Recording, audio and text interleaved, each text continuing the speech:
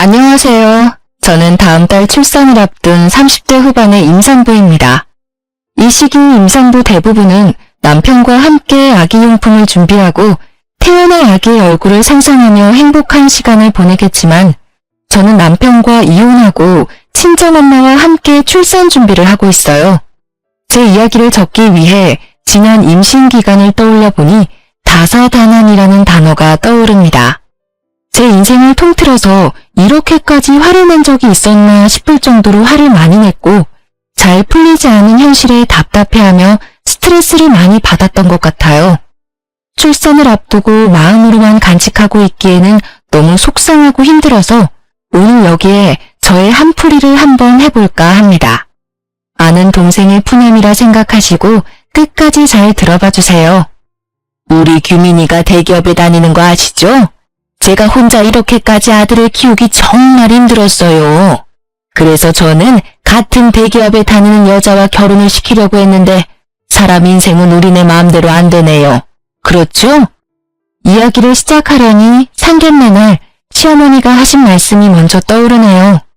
제 남편은 어렸을 때 아버지가 사고로 돌아가셨습니다. 시어머니는 홀로 어린 남편을 키우기 위해 나물부터 시작해서 각종 채소, 과일류 등을 시장에서 팔아 돈을 버셔서 악착같이 모은 돈으로 남편을 애지중지 키우셨어요. 어려운 형편에도 공부를 꽤 잘했던 남편은 수도권 대학교를 장학금을 받으며 졸업하고 중소기업에 다니다가 대기업 영업직에 입사했습니다. 반면에 저는 중소기업을 운영하시는 아빠 덕에 부족함이 없이는 자랐지만 공부에는 영 소질이 없었어요. 그래도 대학교는 입학해봐야겠다는 생각에 4년제 대학교에 진학했고 졸업한 뒤 친정아빠의 회사 격리부서에서 일하다가 친구의 소개로 남편을 만나게 되었죠. 남편과 저는 성격이 정반대였습니다. 저는 제 생각과 의견을 확실히 말하고 따질 건 따지는 성격이었지만 남편은 조심스럽고 자기 생각을 잘 말하지 않는 성격이었어요. 특히 시어머니의 말은 절대적으로 따르는 사람이었습니다. 저는 남편의 그런 모습이 가정적으로 보였어요. 그러나 친정 부모님의 생각은 달랐습니다. 상견례 내내 자기 아들 자랑하기에만 바쁜 시어머니, 그리고 시어머니의 말씀에는 무조건 순종하는 남편의 모습에 결혼을 반대하셨어요.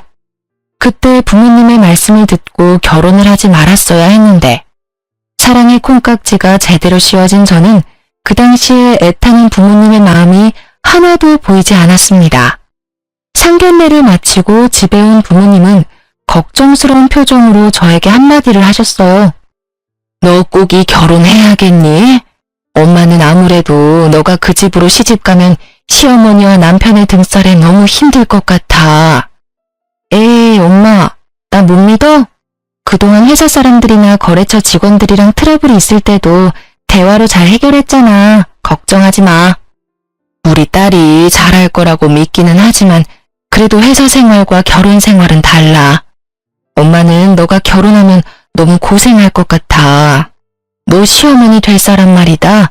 상견례 때만 해도 아들 자랑에 정신없는데 결혼하면 더 하지 않겠니? 엄마 말이 맞아. 아무리 내 자식이 제일 멋지고 잘나 보여도 그렇지 어떻게 상견례 자리에서 그렇게 아들 자랑만 한다니?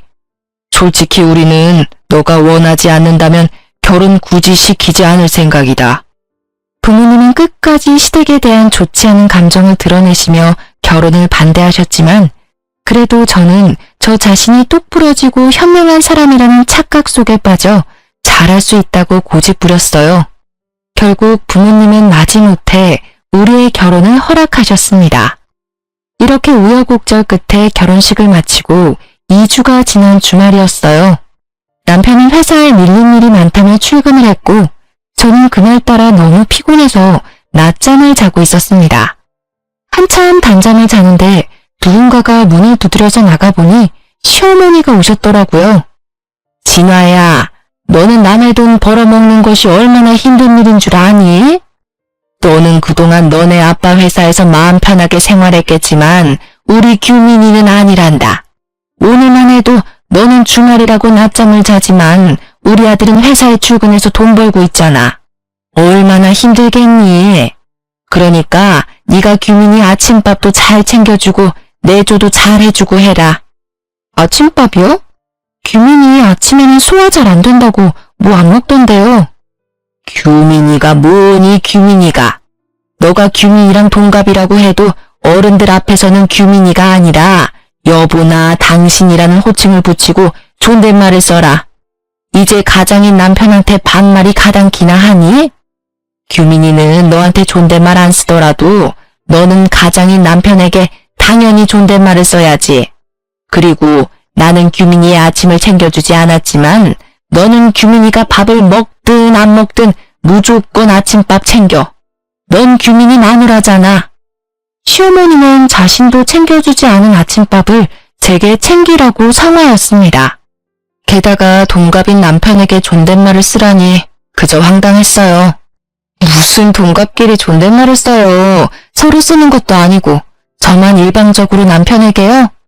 그리고 어머니도 챙겨주시지 않았던 남편 아침밥을 제가 왜 챙겨야 해요? 만약에 제가 일하지 않고 남편이 앞으로 아침을 먹겠다면 모르겠지만요. 저도 회사에 출근해야 하고 남편도 먹지 않은 아침밥을 제가 왜 해야 하는지 저는 이해가 안 가요. 어머 얘 좀 봐라. 너 지금 나한테 말 대꾸하는 거야? 생각을 해봐라. 우리 아들은 대기업에서 일하고 너는 구멍가게 같은 회사에서 일하고 있잖아. 거기서 돈 벌어봤자 뭘 얼마나 번다고 우리 아들 아침밥도 못 챙겨주니? 그리고 요새 같은 어려운 시기에 대기업에 입사해서 긴 시간 잘 버티는 게 어디 쉬운 줄 알아? 그니까 우리 아들이 앞으로 스트레스 받지 않고 회사 일만 잘할 수 있도록 고분고분하게 내줘야란 말이다. 시어머니의 말처럼 요새 같은 어려운 시기에는 대기업에 입사하기도 어렵고 어찌어찌 입사했다 쳐도 잘리지 않고 무사히 다니기가 쉽지 않다는 것은 잘 알고 있습니다. 그런데 제 남편 사실 회사에 다닌 지 2년밖에 되지 않았어요. 대학교 졸업 후 원하던 대기업에 취업이 되지 않아 중소기업에서 일하다가 우연히 대기업에 입사하게 된 것이었습니다. 물론 그것도 대단한 일이긴 하죠. 하지만 고작 2년 다녀놓고 엄청나게 오래 다닌 것처럼 떵떵거리며 말씀하시는데 기가 막혔습니다. 누가 들으면 어머니 아들 10년 일한 줄 알겠어요. 2년밖에 일 안 했으면서. 그리고 제가 한마디 더 하자면요. 저희 아빠 회사 구멍가게 아니에요. 물론 대기업만큼 크지는 않지만 그래도 이렇게 무시당할 만큼 작은 회사는 아니라고요. 뭐라고? 시어미한테 이게 무슨 말버릇이니? 지금이 조선시대였으면 말이다. 대기업에 다니는 우리 아들은 양반이고 구멍가게 같은 너네 아빠 회사에 다니는 너는 노비, 종이었다 이거사. 양반집에서 노비 같은 너를 받아줬으면 그냥 가만히 하라는 대로 할 것이지 어디 눈을 부라리고 시애미한테 말대꾸야? 어머니가 저희 친정 구멍가게 수준이라고 무시하시니까 그러죠. 그리고 지금 시대가 어느 시대인데 직장에 따라 사람을 평가하고 나눈답니까? 밖에서 그런 이야기하고 다니시면 사람들이 어머니 욕해요. 그러니까 절대 앞으로 그런 식으로 이야기하지 마세요. 아무리 시대가 변해도 보이지 않는 사회에 계급이 있는 거야. 알겠니? 이래서 같은 대기업에 다니는 참한 처자를 며느리로 삼았어야 했는데 저거는 애가 고분고분하지도 않고 그런다고 우리 아들이랑 급이 맞게 대기업에 다니는 것도 아니고 어쩜 애가 어른한테 단 한마디도 지지를 않아? 저는 시어머니의 발언에 황당하고 기가 막혔습니다. 21세기의 대기업, 중소기업 운운하며 사람을 양반, 노비로 급을 나누는 게 말이 되나요? 그리고 솔직히 대기업이라고 해서 무조건 복지나 근무 환경이 좋은 것도 아니고 중소기업이라고 해도 급여나 복지가 좋은 회사들도 많이 있지 않습니까? 게다가 아빠의 회사는 중소기업이지만 대기업 못지않게 월급도 많이 주고 복지도 좋기로 소문난 회사였어요. 이런 아빠의 회사를 구멍가게라고 하며 무시를 하니 저도 가만히 있을 수가 없었습니다. 저는 제 성격상 시어머니께 마음에 없는 소리 하기도 싫었고 그저 저의 솔직한 생각을 말한 것뿐인데 시어머니는 제게 크게 화를 내셨습니다. 시어머니는 저같이 할 말 다 하는 며느리가 잘못되었다고 생각할 수도 있겠지만 솔직히 21세기의 회사에 따라 양반, 노비 등으로 계급을 나누고 사돈이 운영하는 회사를 구멍가게라고 하며 비하하는 것이 더 잘못된 것 아닌가요? 하지만 시어머니는 본인의 언행에 문제가 있음을 전혀 생각하지 않고 오히려 제게 화만 잔뜩 내다가 집에 가셨습니다. 그리고 그날 저녁 남편이 퇴근했는데 시어머니께 모든 상황을 들었는지 화가 잔뜩 나 있더라고요. 우리 엄마한테 다 들었어. 그냥 엄마한테 곱게 말하면 어디가 덧나냐? 넌 어쩜 그렇게 매사에 하나하나 다 따지려고 들어? 어머니가 나한테 무슨 말씀을 어떻게 하셨는지는 알고 그딴 식으로 말하는 거야? 다짜고짜 화부터 내기 전에 상황 파악 먼저 하지 그래? 대충 들었어. 우리 엄마가 너가 우리 집안 사람이 되었으니 기강 잡으려고 조금 뭐라고 하신 것 같은데 그냥 알겠다고 하면 되는 거 아니야? 기강? 야, 우리 부모님이 언제 너한테 기강 잡는답시고 막말한 적 있냐? 그리고 어머니가 나한테 무슨 말씀을 하셨는지 알아? 우리 아빠 회사가 구멍가게란다. 솔직히 내가 다니는 회사처럼 대기업은 아니잖아. 그리고 우리 엄마가 옛날에 시장에서 일하셔서 말이 원래 거칠어. 그거 모르고 결혼한 것도 아니면서 왜 그래? 그래, 네가 다니는 그 잘난 회사에 비해선 규모가 작으니까 우리 아빠 회사가 구멍가게 수준인 건 그렇다 치자. 그런데 어디 그뿐인 줄 아니? 대기업에 다니는 너는 양반이고 중소기업에 다니는 나는 노비란다. 내가 노비라는 소리를 들으면서도 참고 있었어야 해? 우리 엄마가 그런 말을 했다고? 그건 못 들었는데. 아무튼 엄마가 말은 거칠어도 마음은 여린 분이니까 너도 욱하지 말고 그냥 그러려니 하고 살아. 너는 그게 가능해도 나는 절대 그렇게 못해. 내가 어머니한테 말하지 못할 게 뭐야? 넌 그래도 며느리잖아. 그냥 어른인 우리 엄마한테 좀 지고 살면 안 돼? 적당히 한 귀로 듣고 한 귀로는 흘리면서 살면 안 되냐고.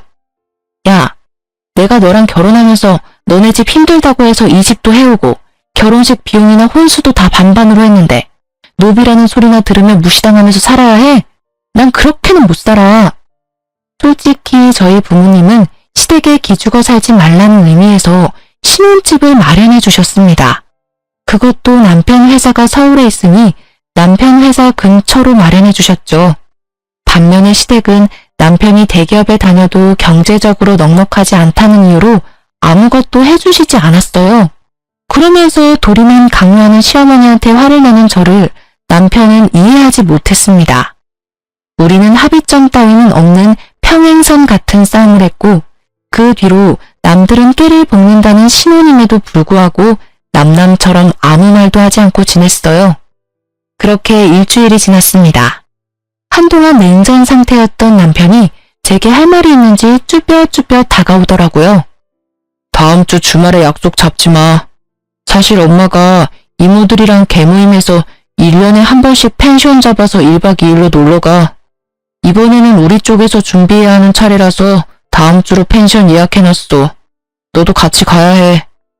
그럼 다음 주에 시이모님들 모시고 1박 2일 여행을 가야 한다고? 그런 걸 너 혼자 일방적으로 정하면 어떡해?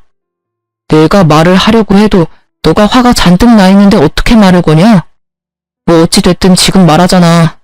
그리고 이미 펜션 예약도 다 해서 너는 그냥 다음 주에 이모들이랑 같이 여행이나 가면 되는데 뭘 걱정이야. 아무리 그래도 시이모님이 두 분이나 계시는데 내가 얼마나 불편할지는 생각 안 해? 우리 이모들이 널 잡아먹기라도 하냐? 그리고 매번 가는 것도 아니고 1년에 딱 한 번 1박만 하는 건데 뭐가 그리 걱정이야. 아휴, 말을 말자. 펜션은 어디로 잡았는데? 남편은 강원도 쪽으로 펜션을 잡았다며 펜션 이름을 제게 알려주었습니다. 핸드폰으로 찾아보니 시설도 깔끔하고 바닷가 앞쪽이라 분위기도 꽤 좋아 보였어요. 그런데 주말 가격을 보니 1박에 무려 140만 원이나 하더라고요. 뭐야, 1박에 140만 원? 설마 이 돈 다 낸 건 아니지? 당연히 냈지. 이번에 우리 결혼하며 이모들한테 축의금도 꽤 받았고 게다가 너는 중소기업이지만 사장님 딸이고 나는 대기업 사원인데 친척들한테 당연히 우리가 사야 하는 거 아니야? 야, 우리가 부부인데 100만 원이 넘는 금액을 쓰려면 서로 상의를 해야 하는 거 아니야? 나한테는 말 한마디도 없이 네 마음대로 그 금액을 막 써? 내가 우리 집 여행에서 네 돈 달래?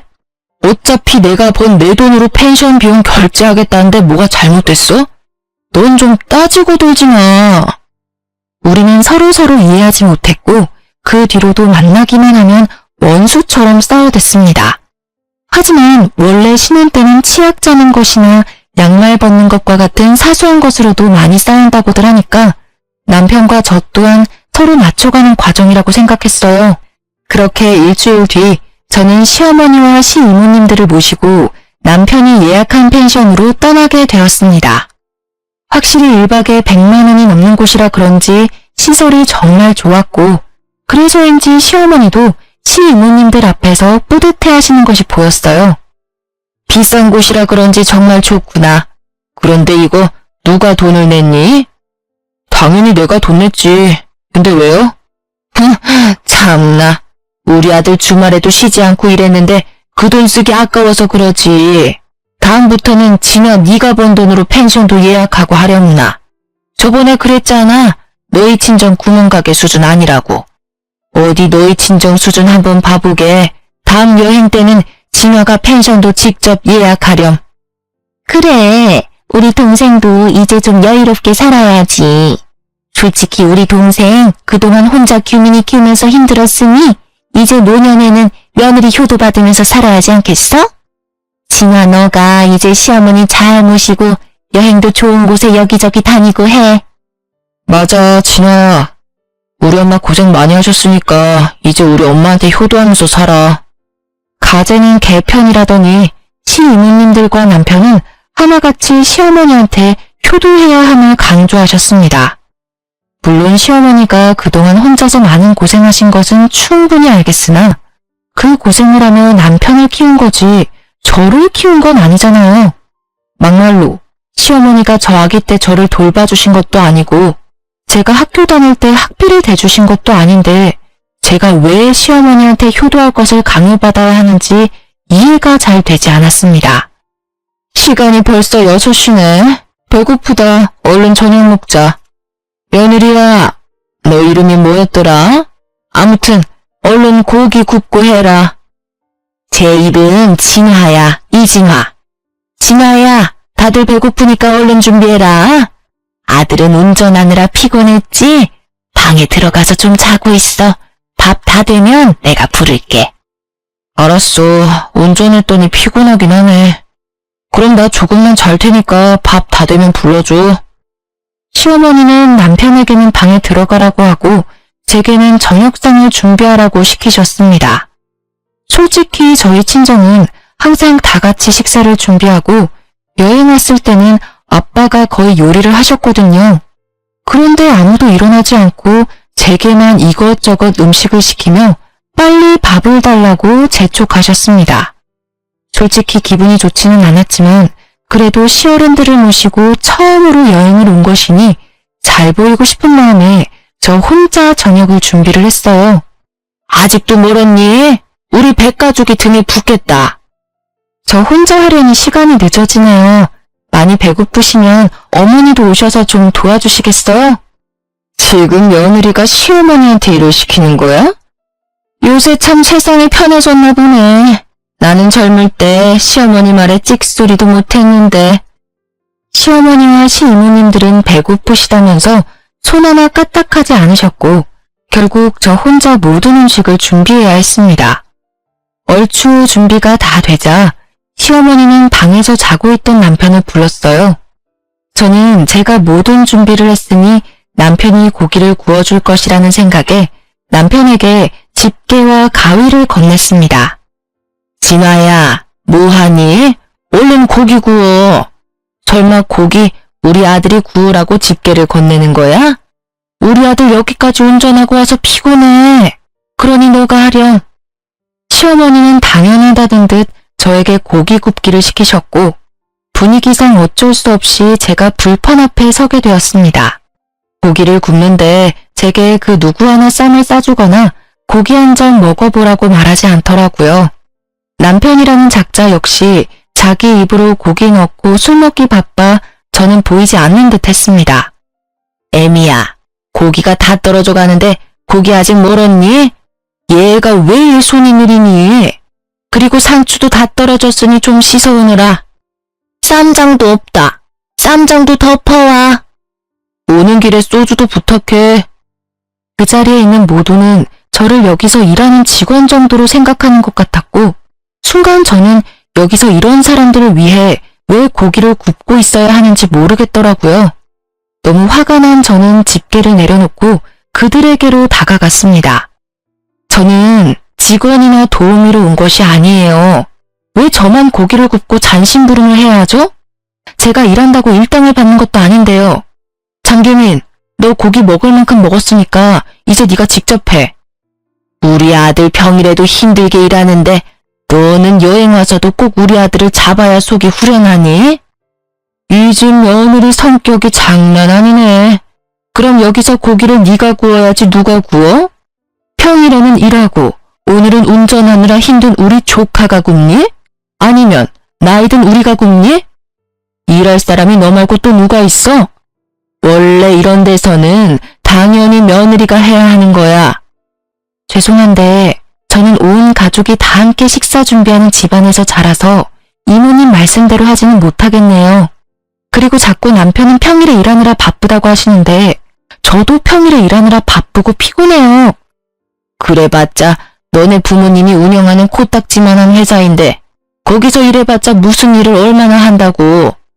야, 원래 며느리는 시댁에서 일하는 사람이야. 잘 알지도 못하면서. 빨리 네 자리 가서 고기나 구워. 분위기 깨지 말고.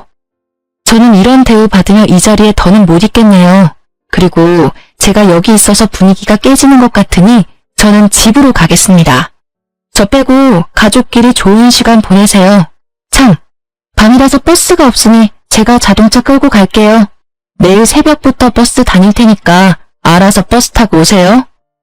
저는 방에 들어가 제 짐과 차 키를 챙겨 펜션을 나왔습니다. 남편과 시어머니는 저를 붙잡으려 했지만 화가 잔뜩 난 저는 도무지 그 자리에서 1분 1초도 같이 있을 수 없었어요. 아무리 며느리이고 어른을 공경해야 하는 젊은이라고는 하지만 저를 가족이 아닌 직원 정도로 보는 사람들과 저의 황금 같은 주말을 보내기는 싫었습니다. 집으로 가는 길에 남편과 시어머니가 돌아가며 전화를 수십 통을 했지만 저는 받지 않았어요. 그렇게 2시간 정도 달려 빈 신혼집에 도착한 저는 혼자 맥주 한 캔을 먹고 잠이 들었습니다. 그리고 다음날 밤이 다 돼서야 남편이 화를 잔뜩 내며 집에 왔어요. 야, 집에 가려면 그냥 갈 것이지 차는 왜 가지고 가? 너가 차 가지고 가는 바람에 이모님들이랑 엄마 짐 들고 오느라 얼마나 힘들었는지 알아? 그건 그렇고 우리만 고기 먹은 게 그렇게 속상했어? 고기 좀 적게 먹은 게 여행 다 때려치우고 올 만큼 화를 낼 일이냐고. 너가 방에 가서 잘 동안 나는 계속 일했어. 가자마자 짐도 제대로 못 풀고 상추 씻고 고기 굽고 있었다고. 고깃집 직원처럼. 고깃집 직원은 차라리 일당이라도 받지. 나는 뭐야? 고기 너만 구운 게 그렇게 억울하고 속상했냐? 그래, 그럼 일당 줄게. 얘따, 여기 수고비 10,000원. 됐지? 남편은 제 앞에 10,000원짜리 집 한 장을 던지고는 큰 방으로 들어가 버렸고 그날 밤 남편은 나오지 않았습니다. 혼자 거실에 앉아있는데 제 생각은 눈꽃만큼도 없는 남편과 같이 살아야 할지 말아야 할지 고민이 되더라고요. 솔직히 이혼녀가 되기는 싫은데 또 이렇게 살기는 더더욱 싫었던 저는 밤새 고민 끝에 어렵게 이혼을 결심했습니다. 그날 저녁 저는 퇴근하고 온 남편에게 이혼 서류를 내밀고 친정으로 향했어요. 부모님께 그동안 있었던 일들을 다 이야기하니 그런 막대먹은 시댁과는 아기 생기기 전에 빨리 정리하는 게 낫다고 하시며 저를 위로해 주셨습니다. 그런데 문제가 생겼어요. 유달리 몸이 피곤하고 이상해서 혹시나 하는 마음에 임신 테스트기를 해보니 아기가 생겨버린 거예요. 병원에서 확인해보니 6주 차였고 아기의 심장 소리를 들으니 뭔가 마음이 뭉클해지고 눈물이 핑 돌더라고요. 사실 그때까지도 저는 남편과 시댁에 화가 많이 나서 이혼하고 싶은 생각뿐이었습니다. 그런데 아기가 생기니 편부모 밑에서 클 아기가 걱정되어 감히 이혼을 선택하지 못하겠더라고요. 난 이 아기를 아빠 엄마가 다 있는 온전한 가정에서 잘 키우고 싶어. 그런데 시어머니가 나를 가족이 아닌 마음껏 부려먹어도 되는 사람 정도로 생각하시고 우리 친정을 무시하는 것이 정말 기분이 나빠. 솔직히 입장 바꿔 생각하면 너라도 그러지 않겠어? 뭐 기분이 좋지는 않겠지. 그래서 말인데 나 임신할 기간만이라도 스트레스 받지 않게 너가 중간 역할 좀 잘 해줄래? 시어머니가 나한테 친정 무시하는 발언하지 못하도록 너가 좀 도와줘야겠어. 우리한테 온 이 아기 지켜야 하잖아. 내가 무슨 수를 어떻게 돕길 바라는데? 임신 기간만이라도 시댁과 연락 끊고 살자. 너는 전화하든 말든 상관없지만 명절, 제사 등의 집안 행사 때 나는 가지 않을 거야. 앞으로 어머니한테 오는 전화도 받지 않을 거고. 그렇게 할 수 있게 너가 좀 도와줘. 저는 효자 남편이 저의 부탁을 들어주지 않으면 어쩌나 걱정했지만 그래도 아기를 위해서라고 하니 순순히 제 뜻을 따라 주었습니다. 앞으로는 시어머니와 제 사이에서 중간 역할 잘하겠다고 굳게 약속까지 했어요. 그런 남편을 저는 믿었고 한동안은 나름 행복했습니다. 그렇게 임신 5개월 정도가 되었어요. 그날 남편은 친구들을 만나러 나갔고 저는 주말이라 부모님과 함께 집에서 쉬고 있었습니다. 밥을 먹고 거실에 앉아 과일을 먹는데 그다지 반갑지 않은 전화가 왔어요. 바로 시어머니였습니다. 저는 전화를 받지 않으려고 했지만 계속 전화를 하시는 통에 어쩔 수 없이 받았어요. 야, 너는 아무리 임신을 했어도 그렇지 어떻게 시어머니한테 전화 한 통 없냐? 너 지금 나랑 연락 안 한 지 무려 6개월 넘었어. 정말 연 끊고 살 거야? 규민이한테 다 들었다. 너가 임신 기간에 나랑 연락 끊고 싶다고 했다길래 화가 많이 났어. 어디서 며느리가 시어미한테 연을 끊자는 이야기를 해? 하지만 그래도 너가 유산할 수도 있는 임신 초기니까 그냥 참았어. 그런데 이제 어느 정도 안전 게 아니니? 그럼 알아서 죄송합니다 하고 연락을 해야지. 화가 난 시어머니의 목소리가 어찌나 큰지 스피커폰으로 하지 않아도 옆에 계시던 부모님께 똑똑히 잘 들릴 정도였습니다. 이어서 시어머니는 저에게 하지 말아야 할 소리를 하시기 시작하셨어요. 야, 네 뱃속의 자식 딸이야 아들이야? 딸이면 굳이 필요 없으니까 지워버리고 아들이면 출산해라. 알겠니? 요새는 아기 지우면 불법이에요. 어떻게 그런 소리를 아무렇지도 않게 하세요? 너는 꼭 내가 한마디 하면 100마디는 하려고 하더라. 그냥 좀 시어미 말에 도달지 말고 내 할 수는 없는 거야? 그리고 요새 젊은 사람들 아기 낳고 지 부모한테 자기 아기를 맡긴다더라. 나는 절대 그렇게 못하니까 애기는 네가 회사를 때려치우든지 해서 네가 직접 봐. 어린이집도 보내지 말고 네가 직접 보라고. 알겠어? 안 그래도 저 어머니한테 제 아기 부탁할 생각 전혀 없었어요. 그러니 걱정하지 마세요. 뚫린 입이라고 말은 잘도 짓거리는구나. 시어머니는 저에게 막말하시기 시작하셨고 옆에서 듣고만 있던 아빠는 속이 상하시고 화가 많이 나셨는지 제 전화를 빼앗아 가셨습니다. 사돈, 지금 임신한 아이한테 이게 뭐 하는 짓입니까? 이러니 우리 딸이 시댁과 연을 끊자는 이야기를 하지. 딸이면 지워버리라고요? 어떻게 사람이 그런 말을 한답니까? 정말 무식하군요. 이봐요. 지금 말 다 했어요? 뭐? 무식? 그럼 당신네 딸내미는 임신했다고 시어미랑 연락 끊고 살자는 게 잘하는 짓이에요? 솔직히 사돈이 진아에게 해준 것이 뭐가 있습니까? 결혼한다고 지불해준 것도 아니고 그 흔한 반지 하나 해준 것도 아니잖아요. 그저 부려먹으려고만 하면서 막말이나 일삼는데 그게 무슨 시어머니야? 게다가 아직 태어나지도 않은 아기 절대 보지 못한다고 말하는 게 맞다고 생각합니까? 네, 그쪽 말대로 우리 아기 절대로 사돈에게 맡기지 않을 겁니다. 그리고 진아 스트레스 받아서 우리 집 손주 잘못되면 안 되니 제가 진아 돌봐야겠네요. 지금 사는 애들 집 팔고 우리 집 근처로 옮길 거니까 그런 줄 알아요. 뭐라고요? 어디서 지금 결혼한 여자가 친정이랑 가깝게 지내? 거기 경기도잖아. 나는 서울인데 그럼 우리 아들 어떻게 봐? 절대 그건 안 돼. 안 된다고 하면 어쩔 건데요. 그 집 내가 산 집입니다. 집 주인인 내가 집을 팔겠다는데 그쪽이 아기 태어나면 아기 봐줄 것도 아니잖아요. 그러면서 왜 애들 이사를 못하게 해? 거기로 가면 서울에 있는 우리 아들은 출퇴근을 어떻게 하라고요? 어쩜 자기 딸만 생각하고 내 아들은 자식도 아닌가요? 이봐요. 사위도 자식이야. 나야말로 하고 싶은 소리네요. 이봐요. 며느리도 자식이에요. 세상에 임신한 자식한테 소리 빽빽 지르는 어미가 어디에 있답니까? 아무튼 그렇게 알고 전화 끊습니다. 사실 아빠 회사는 경기도 쪽이고 남편의 회사는 서울이었기에 아빠가 신혼집 구해주실 때 남편의 회사와 가까운 곳으로 일부러 구해주셨습니다. 그런데 시댁에서 이런 식으로 나오니 아빠는 더는 멀리 둬서는 안 될 것 같다며 우리에게 경기도로 이사 오라고 하셨어요. 솔직히 처음에는 홧김에 하시는 말씀인 줄 알았습니다. 그런데 한 달 뒤 친정집 근처에 꽤 괜찮은 신혼집을 구해주셨고 결국 우리는 남편 회사에서 2시간 30분이나 걸리는 곳으로 이사를 하게 되었습니다. 남편은 처음에는 너무 멀다고 반대했지만 집에 대한 지분이 전혀 없기에 찍소리 못하고 따라왔죠.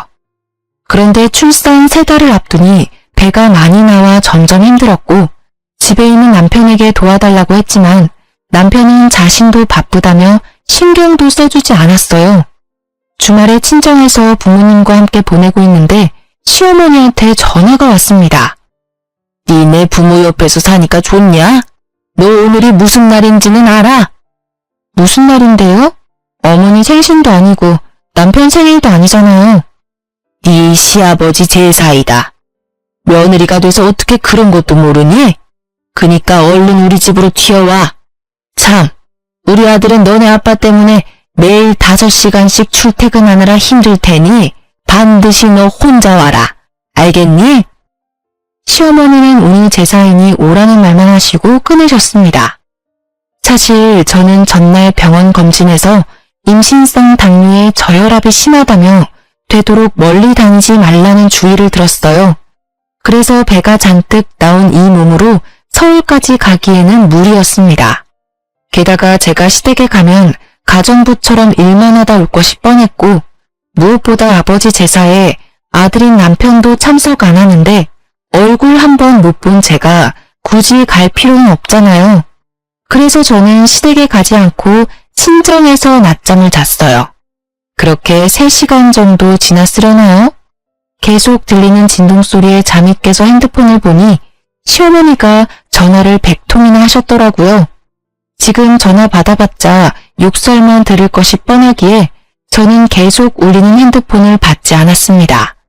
그리고 잠시 후 누군가 친정집의 대문을 두드렸어요. 엄마가 깜짝 놀라 문을 열어보니 문 앞에는 시어머니가 계셨고 화가 난 표정으로 제 이름을 부르셨죠. 이진화, 너 이 시어머니 말이 말 같지가 않냐? 너네 시아버지 오늘 제삿날이니까 당장 튀어오라고 했어 안 했어? 그런데 너는 친정에서 퍼질러 잠이나 자? 내가 그렇게 웃음니? 시어머니는 저의 머리채를 잡고 흔들어댔고 그 모습에 놀란 엄마는 시어머니를 밀쳐냈어요. 다돈, 아무리 그래도 어떻게 임신한 아이 머리를 잡는답니까? 그리고 우리 진아 지금 몸이 안 좋아요. 서울까지 갈 몸 상태가 아니라고요. 그건 내 알 바 아니고 며느리면 당연히 시댁 제사에 하늘이 두 쪽이 나도 참석해야 할 거 아니야. 이렇게 며느리 도리 못할 거면 이혼해. 나도 너 뱃속에 자식 따위 필요 없다. 이혼이요? 알겠습니다. 이혼할게요.